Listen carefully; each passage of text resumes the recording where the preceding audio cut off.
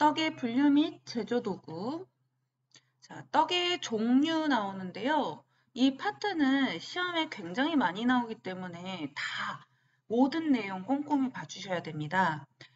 여기에 보면 떡의 종류 이렇게 찌는 떡, 증병, 그 다음에 치는 떡, 도병, 물에 삶는 떡, 경단, 기름에 지지는 떡, 유병, 유전병, 요 이름들도 다 외우시고요. 그 다음에 지지는 떡에는 화전, 주악, 부꾸미, 빙떡 이런 게 들어간다는 거.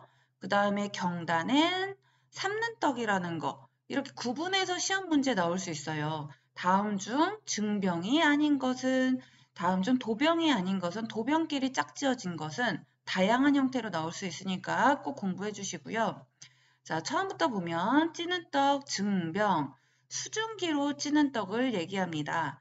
우리 실기에 보면은 콩설기, 쇠머리떡, 무지개떡이 증병에 해당되는 거죠. 근데 이거를 또 한번 나눠봤어요. 하나의 무리로, 한 덩어리로 찌는 거를 무리떡, 설기떡이라고 얘기해요. 그러니까 백설기, 콩설기, 팥설기 이런 종류들이 있고요. 이런 게 무리떡이라는 걸 또 아셔야 돼요. 근데 그 사이사이에 켜켜이 고무를 넣은 거예요. 이러면 켜떡이라고 얘기합니다. 근데 켜떡을 할 때 맵쌀로만 할 수도 있고 찹쌀로 할 수도 있고 섞어서 할 수도 있어요. 그러니까 이거를 그냥 하나의 덩어리로 했느냐, 사이사이에 켜를 만들었느냐, 요거에 따라 켜와 무리가 달라진다라고 보시면 돼요. 여기 사진을 보시면요. 팥 있고 여기 또 떡이 있고 그다음 또 팥 있고 이렇게 떡이 있죠. 이렇게 켜켜이 있는 거를 켜떡이라고 얘기할 수 있는 거예요. 그 다음에 이제 다른 분류는 빚는 떡. 저희 송편 딱 이렇게 만들잖아요. 익반죽해서 안에다 깨소든 콩소든 넣고 쪘어요. 찌죠. 찌면 증병이에요. 그래서 찌는 떡은 다 증병이고 송편도 증병이다. 개떡도요. 맵쌀가루에 데친쑥 넣어서 반죽한 다음에 쪄요. 그것도 증병이라고 볼 수가 있습니다. 그 다음에 모양을 또 만들어서 할 수도 있는데요. 두텁떡이 뭐냐면 거피팥에 그다음 간장, 계피가루를 넣어서 고물을 만들어요. 겉 고물에 간장이 들어가요. 제가 간장이 들어갈 수 있다고 했죠. 색깔을 조금 내고 맛도 낼 수 있고요. 그 다음에 밤꿀, 대추를 넣어서 또 소를 만들어요. 앙금처럼. 그래서 찜기에다가 볶음곰을 넣고 그 다음에 찹쌀가루 한 수저 넣고 앙금 넣고 찹쌀가루 한 수저 넣고 또 곰을 넣고 예, 되게 뭔가를 많이 하죠. 다시 한번 고물을 하나 이렇게 놔요. 팥고물을 양념 다 한 거. 그 다음에 찹쌀을 한 수저 이렇게 놔요. 그리고 여기다 뭉친 거 소를 또 하나 놔요. 그 다음 그 위에 또 하얀 가루를 덮어 찹쌀가루를. 그리고 또 고물을 놔 이렇게. 그래서 만든 게 두텁떡이에요. 이게 궁중떡입니다. 네, 가격도 되게 비싸고요. 만드는 과정도 복잡해요. 그래서 모양을 만드는 떡인데 이것도 증병이다라는 거예요. 두텁떡 사진 한번 볼게요. 이 사진으로 이해가 되시려는지 모르겠는데 이거 이렇게 하나, 하나, 하나. 네, 이게 고물이고 떡이 안에 이렇게 파보면 그 소가 들어있어요. 유자 넣고 만든 소가. 자, 그 다음에 혼돈병도 비슷해요. 두텁떡하고 비슷한데 쌀가루에 승금초가 들어가냐 안 들어가냐 확률소가 있냐 없냐 이걸로 구분한 거예요. 난 발효떡은요 여름에 먹는 증편 맵쌀로 만듭니다. 찹쌀 아니에요? 맵쌀에 막걸리 넣으면 발효되거든요. 그렇게 해서 쪄서 만드는 거. 네, 쪘기 때문에 증변입니다. 증병 안에 증편이 들어있는 거예요. 자, 약식도 증병이에요. 찌는 떡. 약식 뭘로 만드나요? 찹쌀로 만드는 거예요. 근데 이제 이 약식에 대한 문제가 굉장히 시험에 많이 나와요. 역사에 대해서도 나오고, 만드는 방법에 대해서도 나오고, 정월대보름에 먹는다는 것도 나오고, 약식 나오면 그냥 무조건 외우세요. 먼저 찹쌀을 씻어서 불려서 가루를 내는 게 아니라 찹쌀만 쪄요. 그리고 양념을 넣고 좀 배어지게 하고 그리고 두 번 찌는 겁니다. 제대로 하려면. 그래서 약밥, 약식 요것도 찌는 떡이라는 거, 떡 분류에 들어간다는 거 아셔야 되고요. 그 다음에 우리 약식, 약과 뭐 다른 요리에 약고추장 이렇게 약이 들어가잖아요. 그러면 약이 된다고 꿀이 들어가서 건강에 좋다고 이롭다고 이렇게 약자를 붙여요. 그래서 약에 대한 시험 문제가 한번 또 나온 적이 있었습니다. 자, 그 다음에 이제 치는 떡을 한번 볼게요. 치는 떡은 요거 외우셔야 돼. 암반절구. 우리 시험에서는 인절미가 나오는데 인절미 할 때 그냥 절구에다가 이렇게 빻거나 그냥 볼에다가 그 절구 같은 걸로 빻는단 말이에요. 근데 보통 암반에다가 이렇게 큰 네모난? 긴 네모난? 이런 암반에다가요. 이렇게 떡 넣고 이렇게 막 친단 말이에요. 네. 그렇게 해서 만든 떡이 도병 치는 떡이다라는 거예요. 그래서 인절미 만들 때 쓰는 치는 떡 할 때 쓰는 도구로 잘 짝지어진 것은 이런 거 시험에 나와요. 그 다음에 그럼 그 안에 내용들을 한번 보시면 인절미, 자, 인절미는 찹쌀꿀을 물을 주고요. 쪄요, 먼저. 예, 이것까지는 어떻게 보면 증병이죠. 그리고 나서 쳐요. 예, 그래서 도병이라고 얘기하고요. 그다음 콩가루, 깻가루, 뭐 흑임자가루, 그다음 카스테라 가루 여러 가지 가루 묻힐 수 있습니다. 근데 이제 이런 가루들을 인절미는 묻혔다면 단자류는 그렇게 해서 모양을 하나하나 빚어서요. 대추채, 서기채, 자채, 이렇게 밤채, 무 이런 고물들을 묻혀요. 그걸 단자라고 얘기해요. 그러니까 동그랗게 했느냐? 그 다음에 이렇게 길쭉길쭉한 애들 모양 고무를 묻혔느냐? 이런 걸로 차이를 두시면 돼요. 보통은 찹쌀 찌는 치는 떡이 더 많지만 맵쌀 치는 떡도 있습니다. 가래떡, 절편, 골무떡, 계피떡이 맵쌀이에요. 절편, 바람떡이라고 얘기하는 계피떡도요. 맵쌀가루도 마찬가지로 맵쌀가루에 먼저 물을 주고 시루에 쪄요. 그런 다음에 절구에 치거나 기계를 이용해서 끈기 있게 만든 다음에 모양을 낸 거를 맵쌀 도병이라고 얘기를 해요. 그래서 쭉 길게 보면 그게 가래떡인 거고 그거를 떡살로 찍으면 절편인 거고 그 다음에 작게 만들면 골무떡이라고 하고요. 그걸 반을 접으면 계피떡이라고 얘기합니다. 이건 사진을 한번 봐볼게요. 먼저 이렇게 가래떡 만드는 과정인데요. 이렇게 이거 백설기죠, 그냥. 백설기를 쪄서 이렇게 기계에 내리면요. 막 뭉개서 막 내려요. 네. 물을 좀 많이 준 거예요. 내리면 이렇게 기계를 통해서 쭉 노즐, 가래떡 노즐이죠? 한 다음에 쭉 내릴 수 있어요. 요때 여기다 물을 받아놔요. 들러붙으면 안 되니까. 네. 두 번째 내리는 거예요. 처음에 이렇게 할 때는 그냥 내리고 어차피 다시 또 내려야 되니까 이렇게 두 번째 내리면서 물을 받아놓고 가래떡 모양을 만들어서 하는 겁니다. 자, 요게 가래떡 만드는 과정입니다. 자, 그리고 이제 떡살을 이용해서 이렇게 찌면 요게 편이다라는 거죠. 그래서 이렇게 뭐 동그랗게도 할 수 있지만 떡집에서는 그냥 네모난 형태로 보통 나오죠. 떡살이고요. 자, 떡살. 이거는 다 아실 것 같아요. 네. 뭐 이렇게 절구통도 있을 수 있고 그 다음에 아까 안반이라는 것도 있을 수 있죠. 기계에 넣어서 떡을 돌려갖고 찰기를 줄 수도 있어요. 요즘에 어떻게 사람 힘으로 계속 치고 있을 수 있겠어요. 그래서 이렇게 일본 기계도 있고요. 업소용으로 나오는 기계들이 있습니다. 해서 쳐갖고 만드는 거를 도병이라고 얘기한다라는 거예요. 자, 삶는 떡은요, 물에 삶는 거예요. 자, 우리 경단, 찹쌀가루에 익반죽을 하고, 그 다음에 물에 끓여서 하는 거를 경단이라고 보통 얘기해요. 시험 메뉴에도 있죠. 오메기 떡도 삶아서 하는 거예요. 제주도 떡인데 원래 차족가루로 하는 거라고 그랬어요. 근데 요즘은 기호 때문에 찹쌀가루를 많이 하긴 하죠. 도넛 모양으로 원래 만드는데 요즘은 그냥 동그랗게 해서 콩가루나 팥고물을 제일 많이 묻힙니다. 다양하게 하시기도 하지만 오메기 떡도 삶는 떡 중에 하나예요. 자, 지지는 떡은 기름에 지지는 건데 옛날 조리기능사에 화전이 있었거든요. 찹쌀 반죽해서 거기다 대추 쑥갓 붙였는데 봄에는 진달래, 가을에는 국화꽃 붙여요.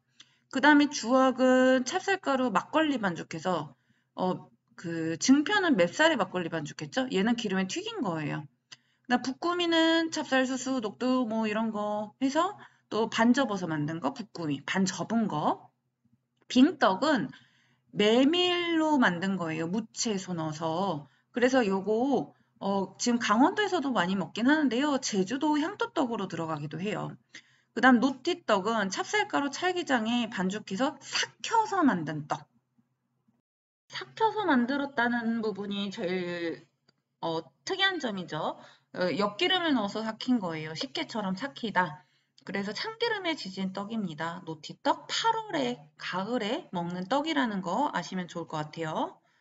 온떡은 찹쌀가루를 지질 때 지치기름, 여기서 이제 붉은색이 나온다고 했어요. 우리 발색제 공부할 때 나왔습니다.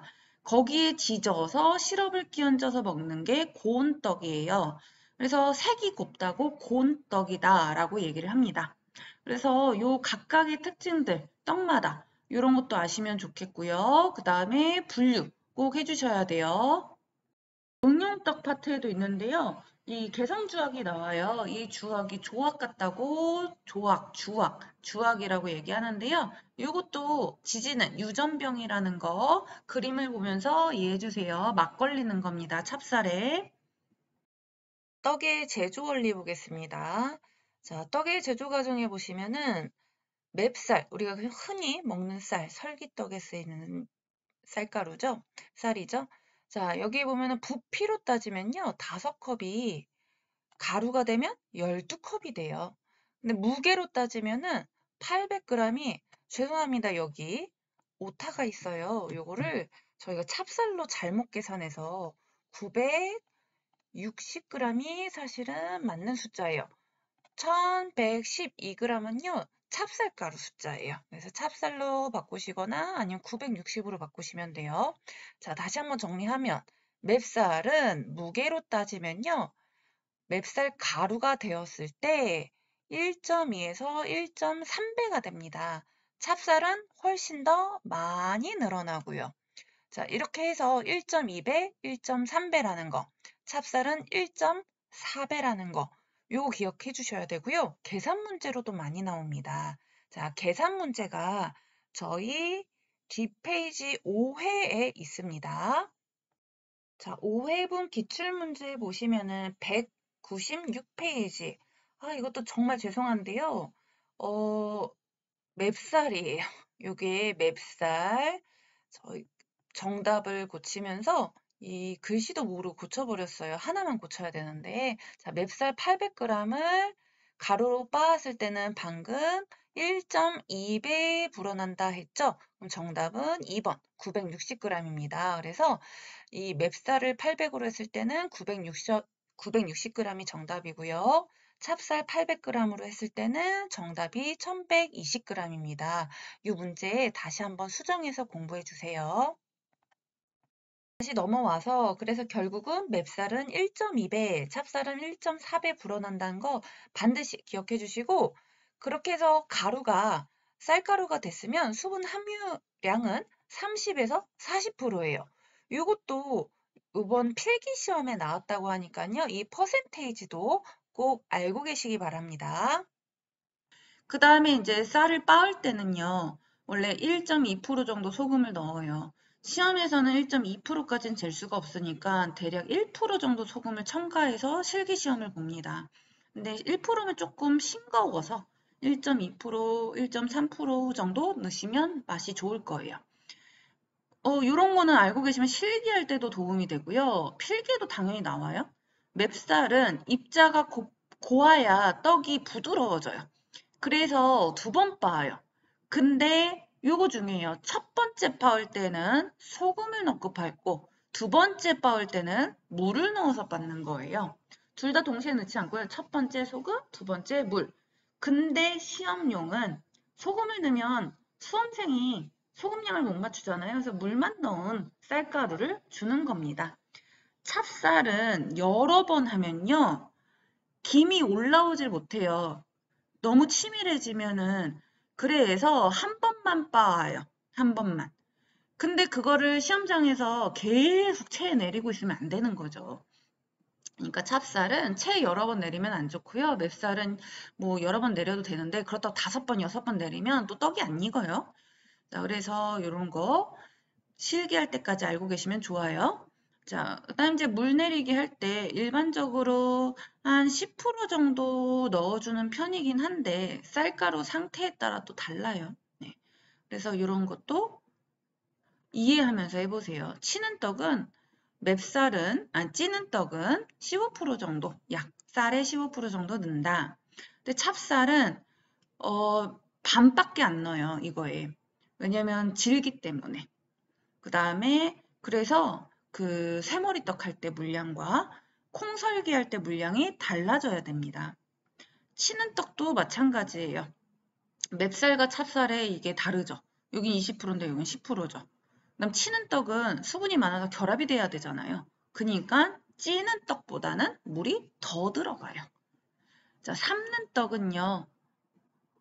합쳐져야 되겠죠. 엉겨져야 되겠죠. 그래서 20% 정도 물이 들어갑니다. 지지는 떡도 마찬가지고. 근데 삶다 보면은 이게 늘어지기 때문에 지지는 것보다는 물을 조금 덜 주는 게 모양이 잘 나와요. 그렇게 해서 이제 쌀가루를 만들었어요. 그래서 이제 반죽을 해갖고 익히죠. 자, 빚는 떡, 지지는 떡, 삶는 떡은 물에 끓여서 익히고, 그 다음에 익반죽을 하면은, 우리 다 익반죽 하거든요. 이렇게 할 때. 뜨거운 물로 반죽을 하면 반 정도 익힌다는 뜻이에요. 그래서 호화하는데 굉장히 도움을 줍니다. 찬물보다 팔팔 끓는 물이 호화하는 데 도움을 줘요. 그다음 여러 번 치댈수록 찰기가 생기고 쫄깃해져요. 그래서 많이 치대면 치댈수록 좋아하는 식감이 나올 거예요. 그 다음에 계속 나오는데 섬유질이 들어갈수록 노화 속도가 지연되니 좀 떡을 오래오래 먹고 싶다. 그러면 이런 섬유질이 많은 쑥이나 수리치 뭐 이런 거를 넣으시면 좋겠습니다. 그 다음에 이제 찔 때 이런 부재료 같은 거 첨가할 수 있죠. 콩팥, 호박. 근데 이제 말라 있을 때는 떡이 또 안 익을 수가 있어서 수분을 준다던가 설탕을 조금 뿌린다든가 할 수가 있어요. 자, 그렇게 해서 이제 찜통에 찝니다. 근데 맵쌀은 보통 20분에서 25분, 양에 따라 다르겠지만 찹쌀은 더 쪄요. 그래서 맵쌀보다 한 10분 정도 더 찌면 돼요. 그리고 고물이 있으면 좀 난데 고물이 없을 때는 잘 안 익을 수 있어요. 그래서 중간중간 젓가락이나 손으로 구멍을 뚫어줘서 김이 올라오게 해주셔야 돼요. 아니면 여기 주먹 쥔다. 예. 찹쌀이 찌는데 오래 걸립니다. 그 다음에 이제 대나무 찜기에 찌면 물이 안 떨어져요. 뚜껑에 면보를 안 감싸도 되는데 일반적인 뚜껑은 물이 똑똑 떨어지니까 면보를 감싸서 물이 안 떨어지게 하는 게 좋아요. 자, 여기까지 떡이 끝날 수도 있지만 만약에 이게 치는 떡인 도병으로 가면 쳐야죠. 안반이나 절구에 이렇게 쳐서 찰기가 생기도록 하고 많이 칠수록 쫄깃해져요. 그러니까 우리가 시험장에서 인절미 손으로 치잖아요. 절구로. 그 기계로 치는 게 아니기 때문에 아무래도 덜 쫄깃해요. 그래서 밖에서 사 먹는 떡하고 왜 이렇게 다르지? 그러면 이 힘, 그 다음에 치는 시간, 요거랑도 관련이 있어요. 많이 칠수록 떡이 오래가고 더 찰기가 생길 것입니다. 전통 도구의 종류 및 용도, 다 떡에 쓰이는 도구들입니다. 나는 이런 도구들을 본 적이 없다 그러면은 제가 보여드리지 않는 것들은 한번 사진을 찾아보시는 것도 좋을 것 같아요. 자, 키. 사진을 먼저 한번 봐볼게요. 이게 키예요. 곡식들을 여기다 놓고 이렇게 좌우로 흔들어 갖고 바람에 날리거나 하는 거죠. 그래서 무거운 거는 뒤로 모이고 해서 지저분한 것들을 걸러줄 수 있는 겁니다. 이걸 키라고 얘기를 해요. 그 다음 인한박, 인한박이라고 돼 있는 거 있죠? 자, 그거는 이거예요. 여기 보면 이렇게 요철이 있잖아요. 중간에 홈이 있단 말이에요. 옛날에는 곡식에 돌도 많고 이물질도 많아서 이런 사이사이에 걸러지게 하는 거예요. 지금 그냥 매끈한 데서 아무 데나 씻는데 깨끗하니까 옛날에는 이런 데다 씻어서 이물질을 거르고 깨끗하게 했다고 해요. 요즘도 약간 핑크 색깔 이런 볼에다가 쌀 씻거나 곡식 씻으시는 어머님들 있잖아요. 그 옛날 버릇인 거죠. 약간 지저분한 것들 걸러주는 거. 그래야 안심이 되는 거. 그 다음에 조리. 조리개 조리라고 하는데 약간 채처럼 생겨갖고 이렇게 또 이물질 걸러주는 거예요. 옛날에 얼마나 지저분한 게 많았나요? 그 다음에 채다리 한번 볼게요, 사진. 채다리는 요겁니다. 채를 여기다가 올려놓는 거예요. 무거우니까 소량할 때는 괜찮지만 그냥 바닥에 내려놓으면 또 지저분하고 물이 잘 안 빠지고 하니까 요 다리에다가 이렇게 올려놓고 뭘 걸을 때 사용을 하는 겁니다. 자, 채는 우리 자격증 할 때 많이 봤어요. 그래서 채는 안 보고 넘어갈 건데 가장 많이 쓰이는 거는 이 중간채예요. 이게 딱 2mm예요. 이거 아시면 좋아요. 원래 굵은 채로 고물 내려요. 그래서 고물용이라 얘기를 하고 3mm예요. 고물을 중간채로 내리면 너무 힘들어요. 계속 안 내려오거든요. 수분도 있고 기름도 있고 막 이래서 굵은 채로 내려야 되고요. 증편은 또 고운 채로 해야지 이게 입자가 부드럽고 발효도 잘 되고 빵빵하게 잘 부풀어요. 그래서 깁채, 가루채, 요게 고운 채고 이 미리수, 그 다음에 요 이름들 있죠. 어레미, 도드미, 얼레미, 얼맹이 요런 것도 이름 아셔야 돼요. 네. 채 이름 잘 알아두시고 실기할 때는 중간채 하나만 사면 됩니다. 자, 시루는 전통 시루가 있죠. 자, 전통 시루는 자, 질시루예요. 자, 요게 질시루고요. 그래서 이렇게 냄비 같은 데다가 지금으로 치면 물속 같은 데다 넣고 찌는 겁니다. 그 다음에 이제 이러면 김이 새요. 그래서 이게 밀가루로 반죽을 해서 시루번이라는 걸 만들었어요. 그래서 이렇게 올려놓고 그 다음 뚜껑이 딱 맞는 게 없다 보니까 그냥 아무 뚜껑 이렇게 올려놓고 물 떨어지잖아요. 그래서 면보를 감싸서 물이 떨어지지 않게 떡을 옛날에는 다 이렇게 만들었다는 거죠. 그래서 시루는 떡을 찔 때 쓰는 걸로 바닥에 구멍이 있어요. 수증기가 올라와야 떡이 익으니까. 근데 이제 지금은 사실 딤섬 용기인데 거기다가 떡을 찐단 말이에요. 시험 때. 그게 사용해 보니 떡도 안 들러붙고 그다음에 무겁지도 않고 가벼워서 사용하기 좋겠네. 물도 안 떨어지니까. 그래서 그걸로 시험에서 쓰는데 차라리 사실 잘 됐어요. 시험은 질시로 갖고 가려면 얼마나 무겁겠어요? 지금도 무거운데. 근데 이제 전통적인 시루는 뭔지 알고 계셔야 되겠죠? 그 다음에 이제 시루 구멍이 되게 커요. 그래서 시루 밑이라는 거를 만드는데 지푸라기로 만들 수도 있고 풀을 바닥에 깔기도 하고 그 다음에 한지 같은 거를 하기도 합니다. 그 다음에 아까 뚜껑을 그냥 면보를 감쌌잖아요. 근데 이 물을 잡기 위해서 지프로 꼬아서 무슨 방석처럼 동그랗게 만들어서 시루 위에 올리면 물을 다 먹는 거예요. 본인이. 시루 방석에. 그래서 그렇게 덮기도 하는데 제가 시루 방석 사진은 없네요. 그 다음에 떡을 칠 때 긴 나무판에다가 이런 긴 나무판에다가 떡을 칠 수도 있어요. 그게 암반, 떡매, 다 이런 거 인절미 할 때 쓰는 도구다. 떡살, 아까 사진 보셨죠? 자, 그 다음 요즘은 다 무게로 재죠. 근데 옛날에 이런 나무로 돼 있는 이렇게 다 재래시장 가면 아직도 있는 데 있거든요.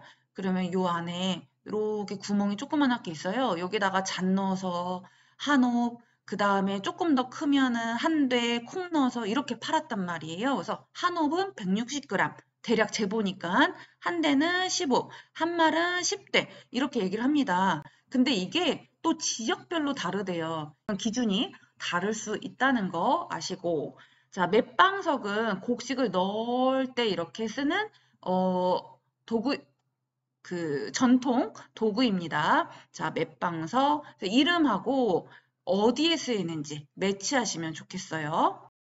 위에 있는 제조기계 현대 도구를 안 봤네요. 먼저 전통 도구를 봤네요. 자, 현대 도구를 한번 봐볼게요. 요즘은 대량 생산을 많이 하기 때문에 쌀 씻는 것도 일이에요. 그래서 쌀을 씻는 세미기, 세척기라는 기계가 있습니다. 그래서 쌀을 여러 번 씻어주고 물을 버려주고 예, 그렇게 해주는 세척기가 있고 그 다음에 이제 우리가 쌀을 빻을 때 아, 이거 방앗간 가서 굳이 빻아야 돼요. 믹서기로 가르면 안 될까요? 하는데 이거는 롤러로 눌러서 분쇄시켜주는 원리예요. 그래서 느낌이 조금 다르긴 해요. 불가능한 건 아닌데, 아, 좀 이 롤러로 해야 왠지 떡이 되는 기분이에요. 그래서 이제 눌러서 이렇게 분쇄 횟수를 조절해서 떡을 만들 수가 있고요. 그 다음에 또 채 내리는 것도 힘든 거예요. 대량으로 할 때는 손목 나가는 거죠. 그래서 이거를 채 풀어주는 기계도 있습니다. 그 다음에 우리가 소량씩 할 때는 찜기에 찌지만 대량씩 할 때 저기다가 쪄갖고 대나무 찜기 쪄서 몇 개나 만들겠어요. 그래서 스팀이 올라오는 보일러 이용해서 만두 찔 때 막 그런 쓰는 거 있잖아요. 그런 데다가 짧은 시간 안에 확 쪄주는 거예요.